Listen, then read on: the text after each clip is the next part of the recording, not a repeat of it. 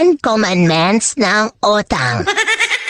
Number 1. Magbayad sa tamang oras.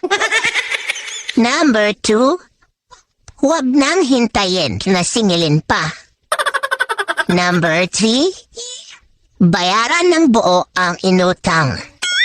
Number 4. Huwag feeling agrabyado kapag sinisingil na. Number 5. Magpakumbaba at maging humble sa inuutangan. Number 6. Huwag i-unfriend ang nagpautang. Number 7. Gumawa ng paraan para makabayad. Number 8. Huwag i-send zone ang nagpautang. Number 9. Huwag magtangkang mangutang hanggat hindi pa bayad. Number 10.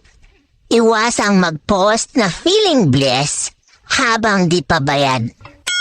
Nakakahiyang maningil ng utang para kasing nagmamakaawa ka pa na kunin ang sariling pera na iyon namang pinaghirapan.